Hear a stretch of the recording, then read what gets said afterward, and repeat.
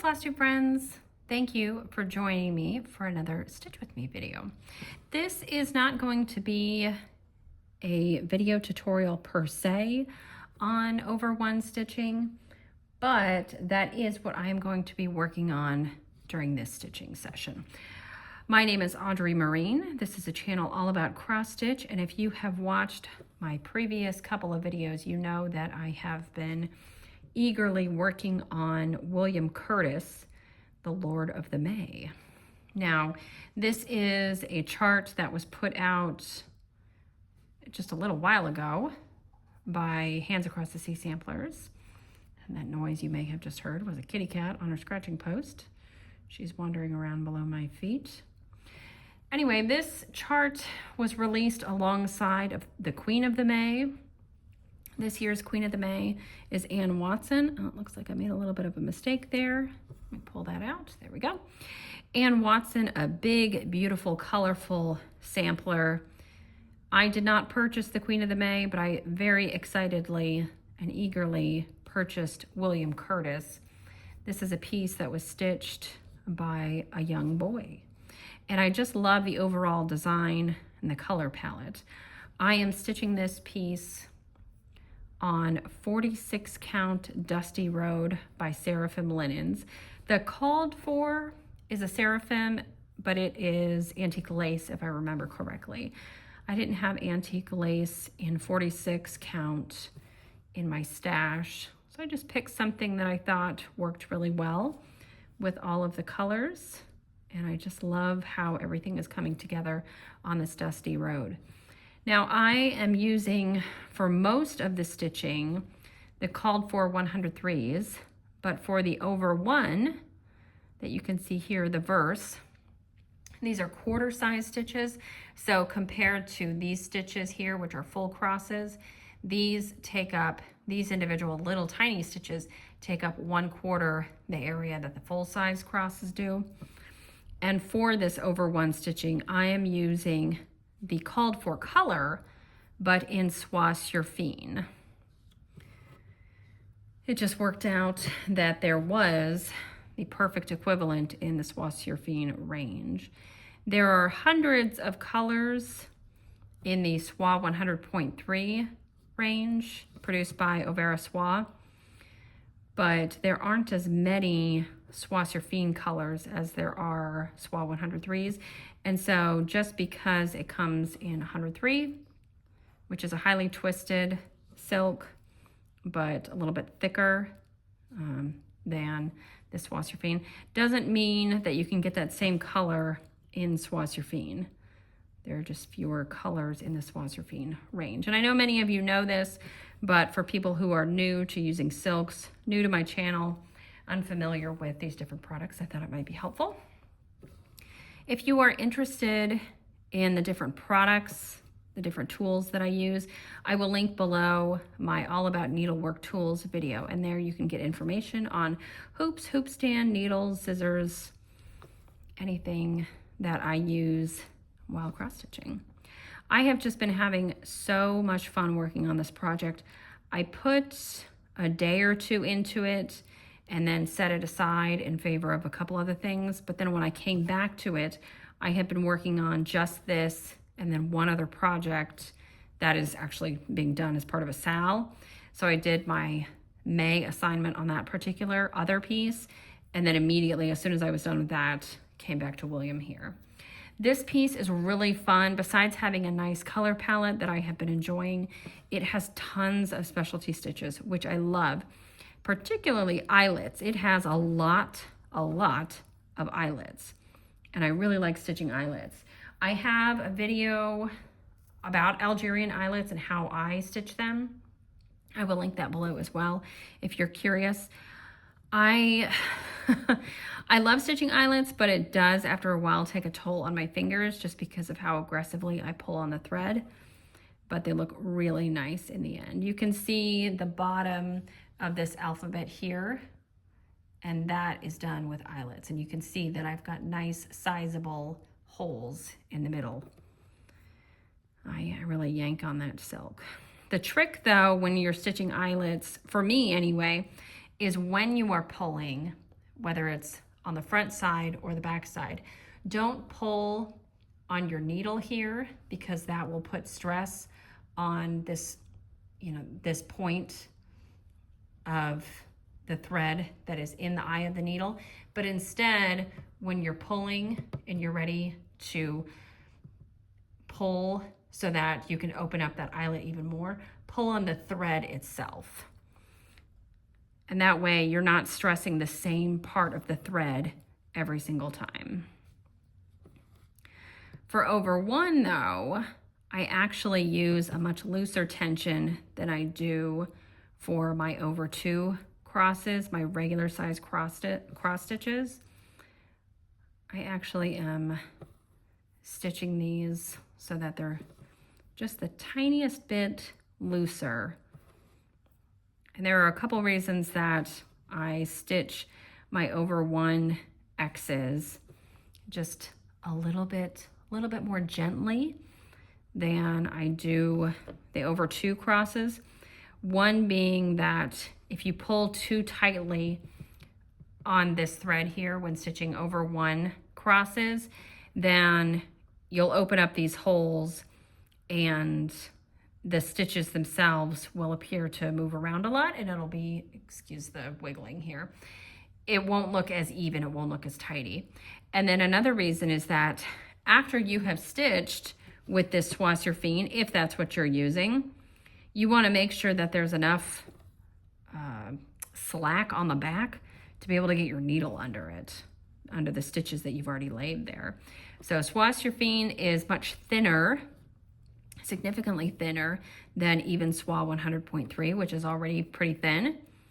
And trying to get even one of these Colonial Petite needles underneath Flosstube stitches laid on the back is very difficult. So if I relax a little, I get nice even stitches on the front, and I have an easier time burying threads on the back. But you can see that I'm just going nice and slowly, taking my time here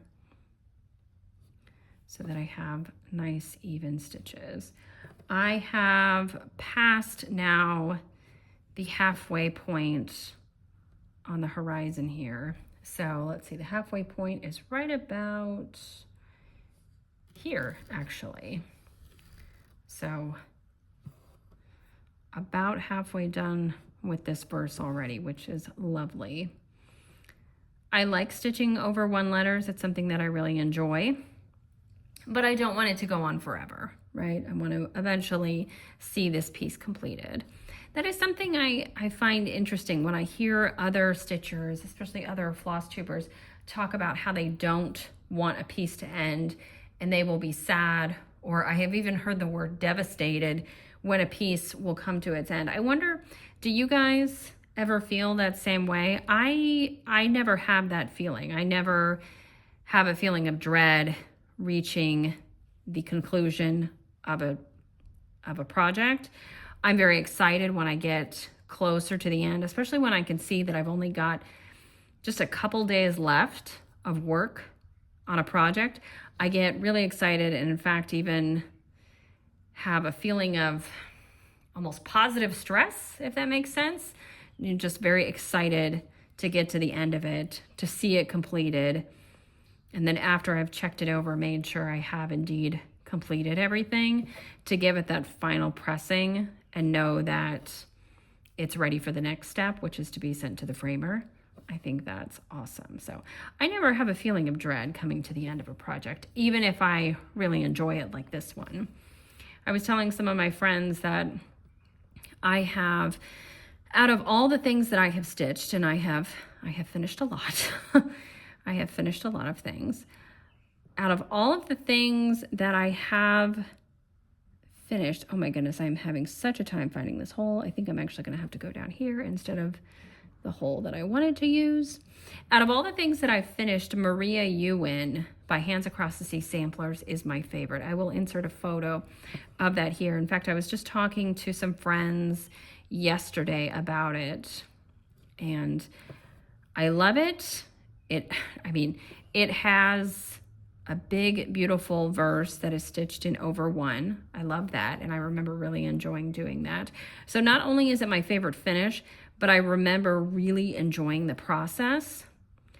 And I think this William here is giving me that same enjoyment, that same feeling of excitement. I have been so loving this piece that I suspect that I'm going to have an affection for it like I do for Maria. So I plan to absolutely have this framed later this year so that it can be on my wall by the end of this calendar year. I don't know where I'm going to put it. I think probably somewhere in the living room because it has so much of this beautiful blue in it. And my living room walls are actually very similar to this blue. This is, let me check, I think it's 601. Yes, it's 601 is this blue, and that is 601 in the Overa Soie 100.3 line. It is a beautiful, brilliant cobalt, and it's used quite a bit throughout this piece. It is used in this eyelet alphabet up here, and then there is this sawtooth border done in satin stitching that stretches across the entire width of this piece, and then there's a little bit of that same blue used in a couple motifs in the bottom. So you've got some rosy mauve colors throughout, some soft pink used quite a bit in this piece. And even the red that's used, it isn't the most brilliant, bright red. It's almost sort of a rusty red with a slightly orange tone to it. But you also have this brilliant blue, and I'd say this sort of emerald teal green pops out as well. And then you've got some purple. It's just a nice mix of different colors. You wouldn't necessarily put them all together, and you wouldn't necessarily put them on such a dramatic fabric like this, but I love how it's coming together. Absolutely love it. Okay, let's see. Now I need to find this little piece right here. There we go. Now I just carry everything when I'm using Soie Surfine, even if it's a dark color, a dark thread, I should say, whatever the fabric is, even if it's a dark thread color, I do carry my thread. It's not worth it to me to stop and start for every word. And it's certainly not worth it to me to stop and start for every letter. I know that there are some stitchers out there who do that, but for Soie Surfine, I really don't think it matters. And so many of these antique samplers that we admire, the originals done a couple hundred years ago, we admire them for their beauty and for their skill. And on many of them, you can see that they too carried their threads. So it's really just, it's up to you. You're the stitcher. It's going to be your finished product, your sampler. So stitch in a way that makes you happy, comfortable, and allows you to enjoy the experience. I have received comments from several different viewers, several different stitchers over the past, I'd say, a couple months or so on my various Stitch With Me videos. And it sounds like a lot of people have been unnecessarily locked into stitching in a certain way because they thought that's how it's done and that's how it's supposed to be done and those are the rules. But really, there are no rules. There are no cross-stitch police. So if you don't like how you're stitching, try a different method. If you don't like the product that you are ending up with, try a different method. There are no set rules. I consider every quote-unquote rule as a guideline, something to consider and something to try as you're going into a project. But don't think that you have to stitch eyelets from the inside or the outside. Pick whichever one works for you, because the way that I form eyelets, I come up, if I remember correctly, I come up through the center of the eyelet and then go down on the outside of the eyelet.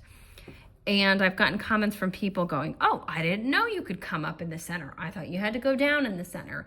Well, what does it honestly matter as long as you're achieving an eyelet in the end? Come up or go down in the center, whichever way works for you. And then after I published my video on variegated threads, comparing variegated threads using both the Danish method and the English methods, I got comments from people saying, oh, I didn't know you could stitch variegated thread using the Danish method. But it's thread like anything else. Of course you can use it in the Danish method. And of course you can come up on one side of a stitch instead of going down on that side of a stitch. As long as it's physically possible, you're physically able to do it, then give it a try. There's nothing that says that you have to stitch in the English method when you're using variegated threads, so on and so forth. So this is the same dead horse that I've been beating for ages here. I don't want people to feel locked in to certain methods, certain rules, when it's absolutely not necessary. So carry your threads, don't carry your threads, stitch in the Danish method, stitch in the English method. Do whatever works for you, as long as you're enjoying, because this is supposed to be an enjoyable hobby, right? It's supposed to be fun, it's supposed to be relaxing, it's supposed to be calming, and shouldn't be such a pain. Now, that's not to say that you shouldn't challenge yourself. I think many stitchers would benefit they would just grow in their abilities if they didn't shy away from specialty stitches, if they gave them a go. But ultimately, it should be a fun experience. Shouldn't be too stressful. I get stressed, though, sometimes, just a little bit. You know, it's nothing major. But sometimes you put down a stitch and it's not behaving quite as you had hoped. So you gotta take it out. You gotta backtrack a little bit. That happens more often with over one stitching because of the slippage than it does with other things, but yeah, it happens. Sometimes I miscount, sometimes I use a different color, sometimes I use the wrong thread. The other day I was stitching, I had done a little bit of work in this verse, and then I moved down to a different motif, and I had put in one length of thread with the correct thread into this particular motif. And then I was watching, what was I watching? I was watching Poirot because I had finished my run of Marple.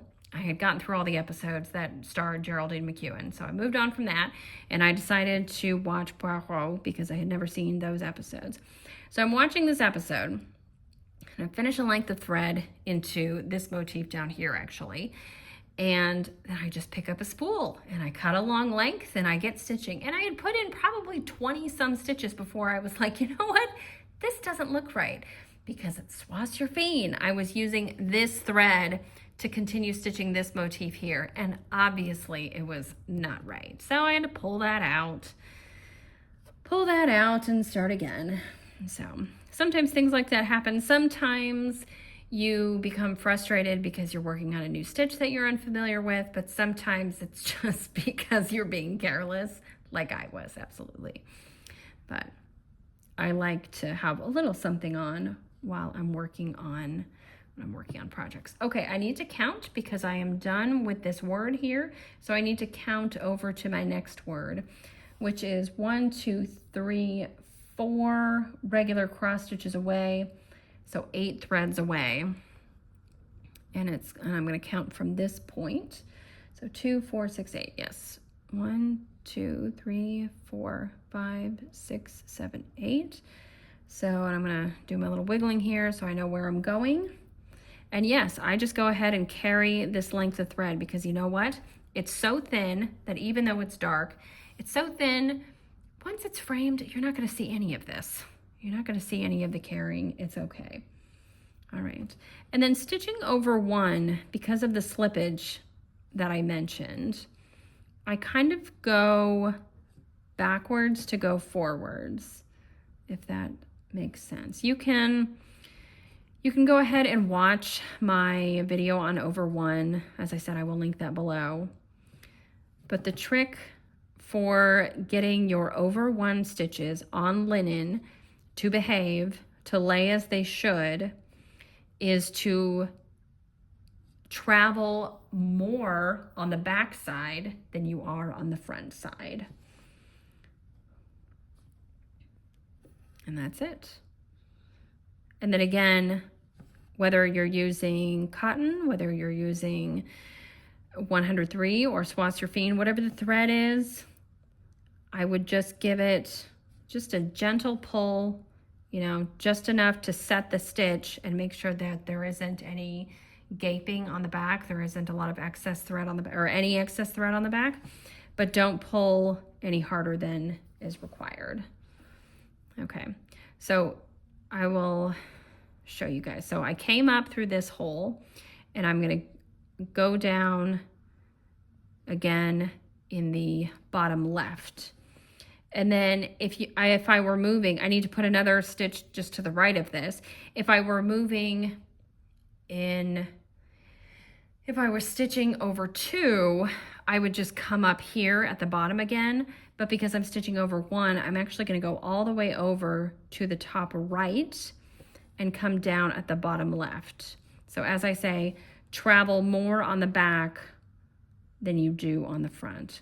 And so I'm coming, now that I need to finish these three little stitches up here, I moved all the way over to the left side, the top left, and then can finish these stitches.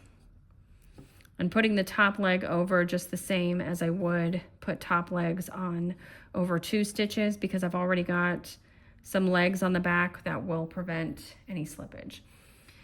But again, stitching this O, that's what I'm stitching. So 3 on the side, 3 on the top, 3 on the side, 3 on the bottom, and then 1 stitch in between each of those sides to connect it all is going to make my O. So the next thing I have to do is to stitch a single little stitch on this corner. And you can see that even though I came up here, the thread kind of popped up to the top. And that's because it's slipping on the back. So what I'm going to do instead is, instead of going to the top right of what will be my stitch, I'm going to go to the bottom left and then move to where I had originally tried to come up. And now I'm not going to complete that stitch. I'm actually going to move down to the bottom left of the next stitch and come up to the top right of that stitch. And then even though I'm going below it, you would think that I would just pop right down here, but I'm going to travel farther, and I'm going to come down to the bottom left of the second stitch and then to the top right of the second stitch, and then all the way down to the bottom left of the third stitch on this side of the O. And that's how I have that set up. And then again, if I were just stitching this over two, you wouldn't have to worry about slippage. So you can just complete it however feels natural to you.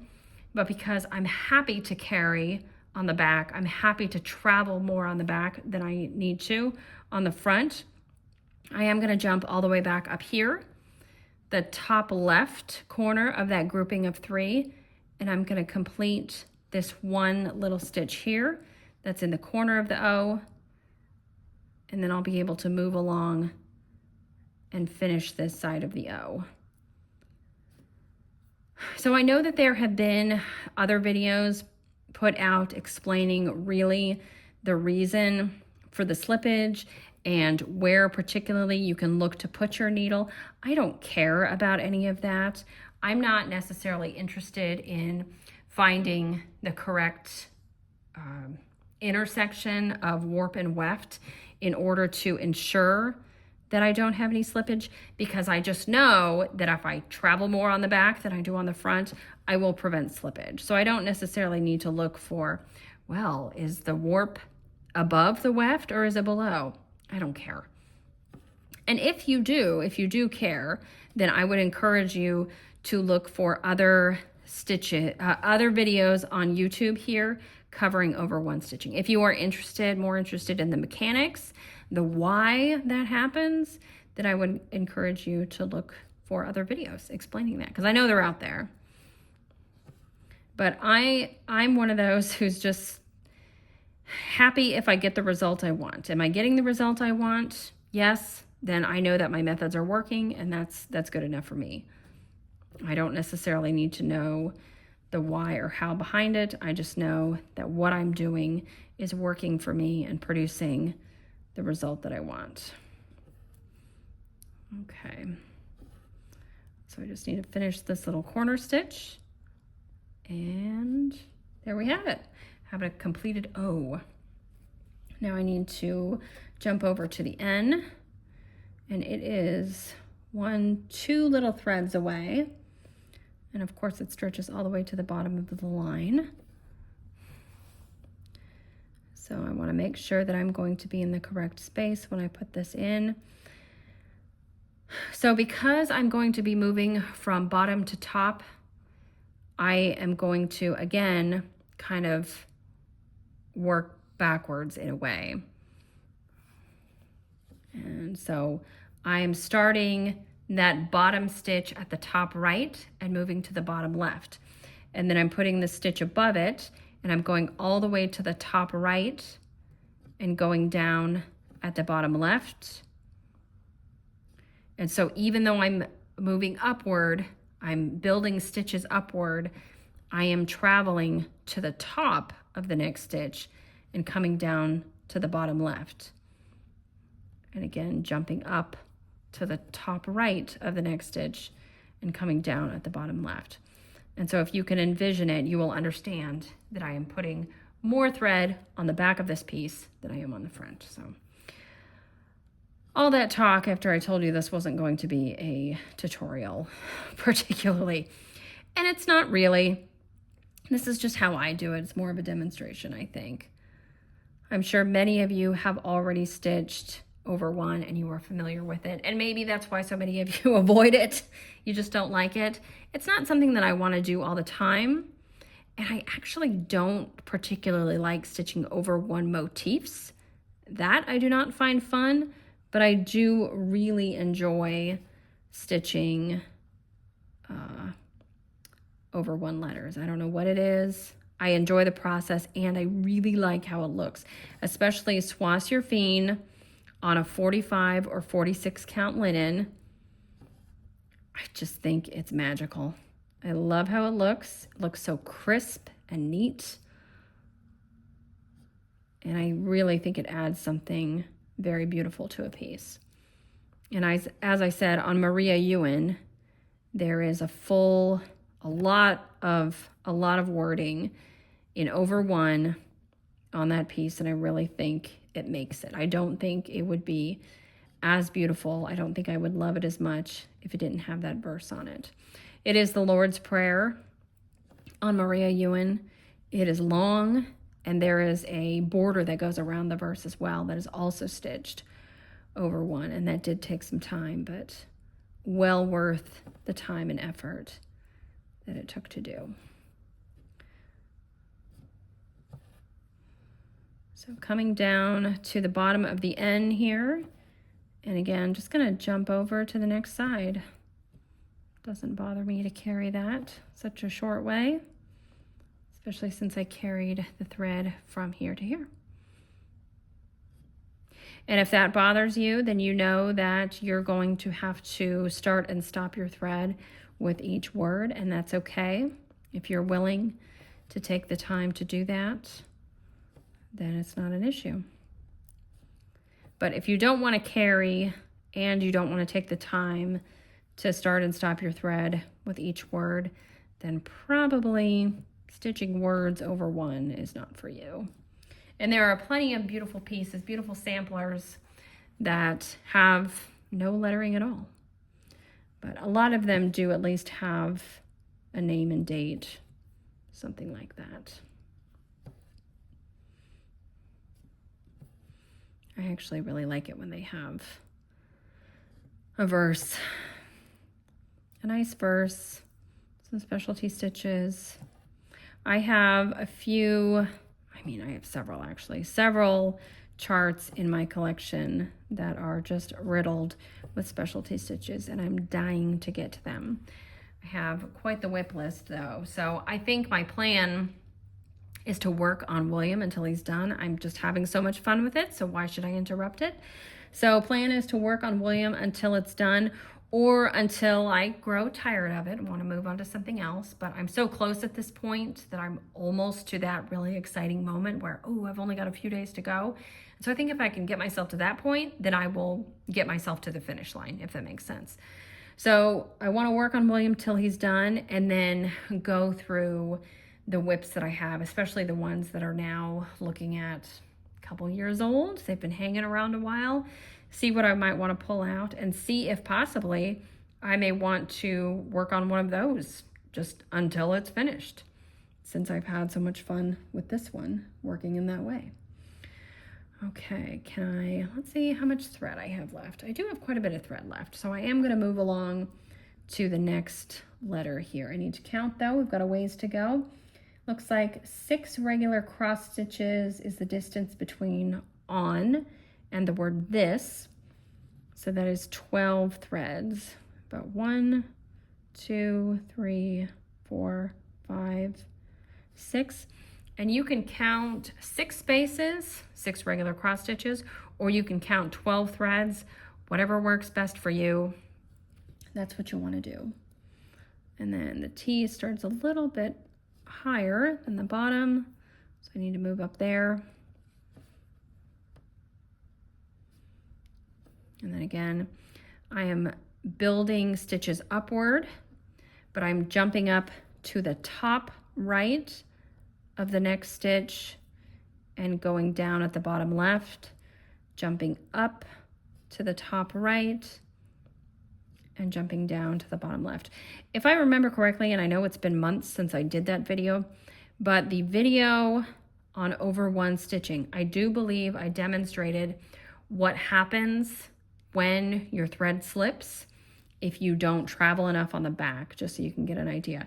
If you have stitched over one, I'm sure you have experienced it, so I don't really need to show you that again. I'm sure many of you understand what I'm talking about, but it is demoed in that previous over one video if you're interested. Okay, 1, 2, 3, 4, 5. I have put down 5 stitches. I actually need to put down 2, 4, 6 to complete this T. And then we're going to make the cross on it.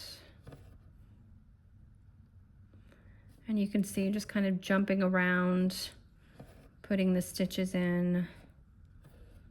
Happy to travel a little bit on the back to ensure that every stitch behaves itself and stays where I want it.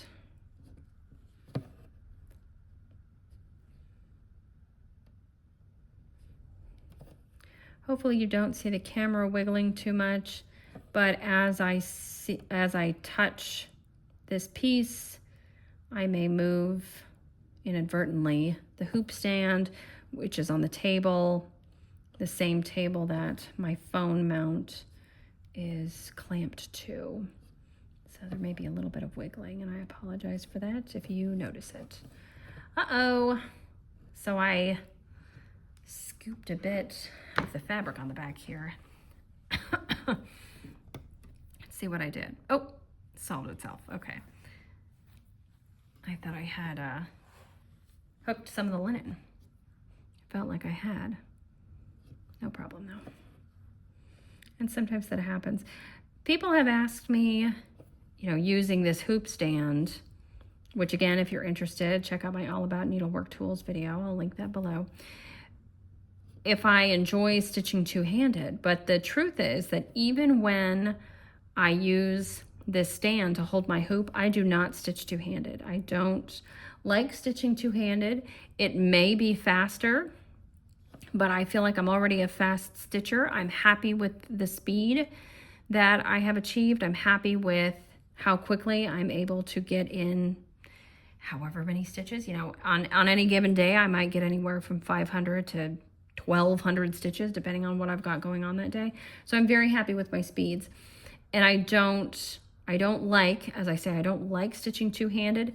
And in stitching one-handed and keeping fingers on the back of my piece, I can almost always immediately feel when a knot develops. Another thing is, when you're stitching, if you have, I mean, you get used to a certain rhythm, right? Pardon the interruption. As I was saying, when I keep a finger on the back of my project, I can detect knots that develop as I go along. And another way that I can tell when something is not quite right is as I pull my needle out, you know, there's an expectation of how long you'll pull before you get to the end. And when it suddenly stops sooner than you expect, you know, you can feel it in your arm. You go and then realize that a knot has developed, something's been caught, something's not quite right, you can flip it over. But simply put, I don't like stitching two-handed. I know a lot of people love it and they are, you know, do it really efficiently, and it allows them to stitch very quickly.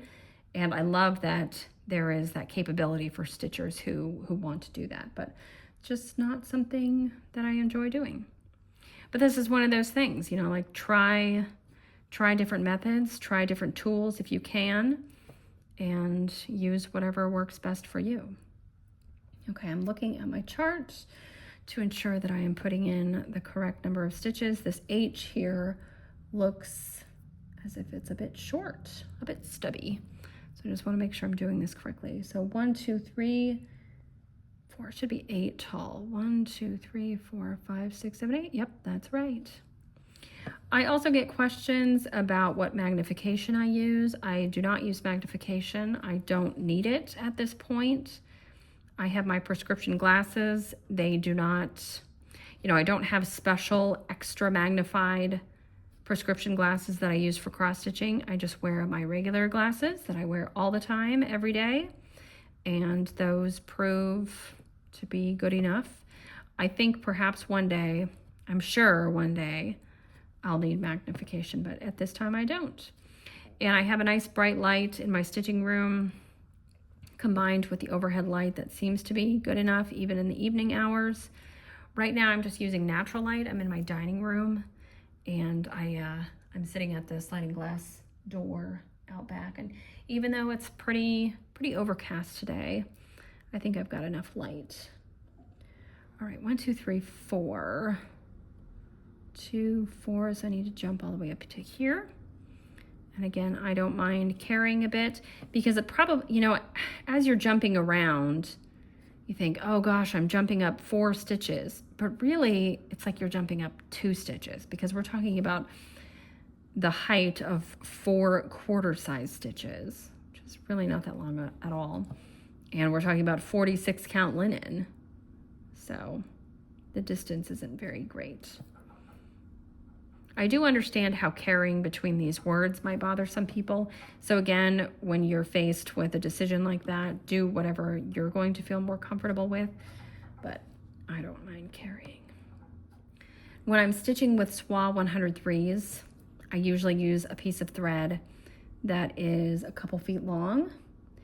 And I'm sure that sounds ridiculous to many people, but silk is very strong, and when you're dealing with SWA 103, which is a very highly twisted, tightly twisted silk, you know, it doesn't fray, it doesn't unravel very quickly.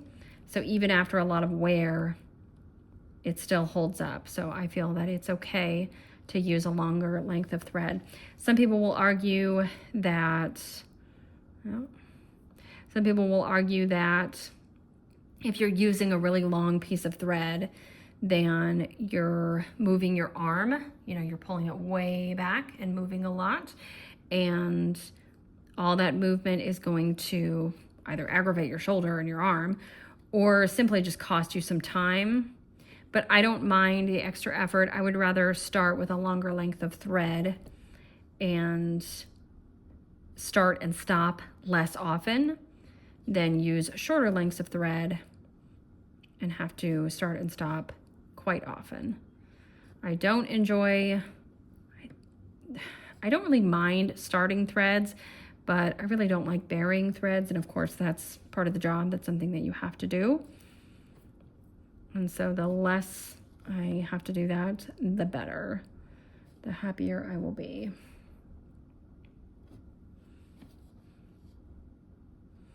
And for Soie Surfine here, I also use a really long length of thread, usually at least 2 feet. Because I want to, this I hate burying even more than Soie 103. It's just that little bit more difficult trying to get your needle under some stitches on the back that are done in Soie Surfine. So if I can start with a really long bit of thread, then I'll be a happy camper. Especially doing something like this when I know I'm gonna, you know, stitching over one, I'm traveling a lot on the back. I have a lot of thread that's gonna be laid on the back, and so that's gonna add up really quickly. And then moving between these words that are spaced out quite a bit, I wanna be able to stitch 3 or 4 of these little words with one thread rather than getting just 1 or 2 words with a single thread. That would get really tedious, all that stopping and starting. So, but again, you have to do what's right for you. So if you have always been stitching with lengths of thread that are about 18 inches and you enjoy it, and you know that works for you, you can continue to do that. But I will tell you that with silk, at least, you can extend that length and still count on your last few stitches looking as good as your first few stitches, because the thread is not going to wear out like it does with cotton. And I love cotton. I love that I can get some really beautiful, vibrant stitches out of my cotton flosses, and that I can use just one strand of it on 40 count and get great coverage.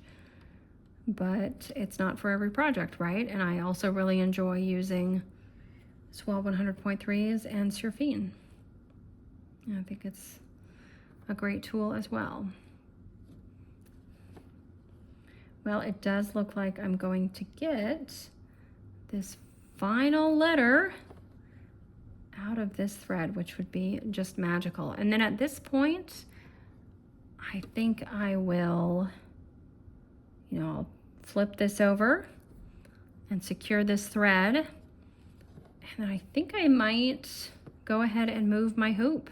I've got some border to finish along the right side and a little bit on the bottom. So I'd really like to get going on that, complete some more of the border, and probably finish the motifs along the bottom, and then finish this piece off by completing the verse and these sawtooth borders here. Oh, I don't know if you can see the bottom one. There's one here as well. All right, where am I on this?